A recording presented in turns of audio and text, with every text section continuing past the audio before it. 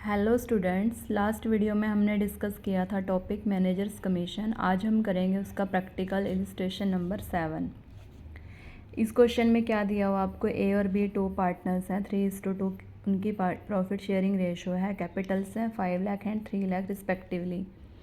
Interest जो पे करना है कैपिटल्स पे दैट इज़ 6% पर एनम, और बी को आपने एनुअल सैलरी देनी है 60,000।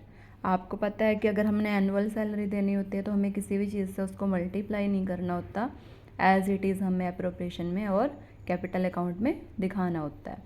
तो ड्यूरिंग द ईयर वो कह रहे कि जो प्रॉफिट्स हैं prior to the calculation of interest on capital but after charging salary is 180। तो बच्चों इसमें क्या है कि जो मेजर एडजस्टमेंट है वो है आपकी प्रोविज़न दे रखा है उन्होंने मैनेजर कमीशन का, दैट इज़ 5%। जब भी आपको मैनेजर कमीशन का क्वेश्चन आता है तो आप पहले चेक करोगे कि जो कमीशन है वो बिफोर चार्जिंग सच कमीशन है, रेट दो दी हुई है, या फिर आफ्टर चार्जिंग। तो यहाँ पे क्या है आपका डायरेक्ट प्रॉफिट पे बोला गया, इट मीन्स डायरेक्ट आपने प्रॉफिट पे ही, मतलब बिफोर वाला केस है ये।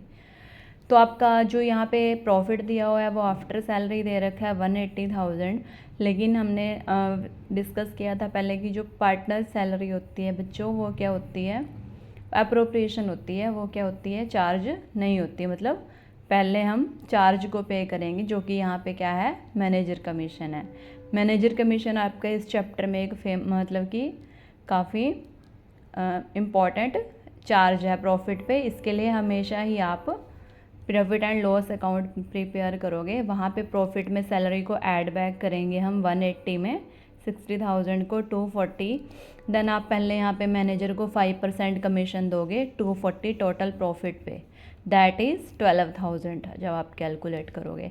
आफ्टर दैट जो रिमेनिंग प्रॉफिट रहेगा वो हम ट्रांसफ़र करेंगे P&L अकाउंट, अप्रोप्रिएशन अकाउंट में।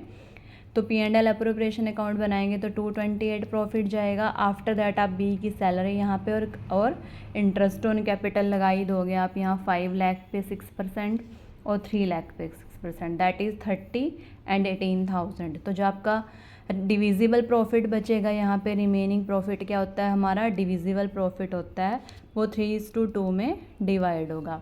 आफ्टर दैट हम कैपिटल अकाउंट्स बनाएंगे, जैसा कि यहाँ पे बोलना नहीं गया कि कैपिटल अकाउंट फिक्स या फ्लक्चुएटिंग, देन आप क्या कंसीडर करोगे कि फ्लक्चुएटिंग है, ठीक है। तो 1 अप्रैल को यहाँ बैलेंसेस लिखेंगे कैपिटल्स के, आफ्टर दैट सैलरी लिखेंगे, बी की कितनी सैलरी है 60,000, और इंटरेस्ट दोनों के लिए कॉमन लिखेंगे, इंटरेस्ट ऑन कैपिटल 30 और 18,000, ठीक है।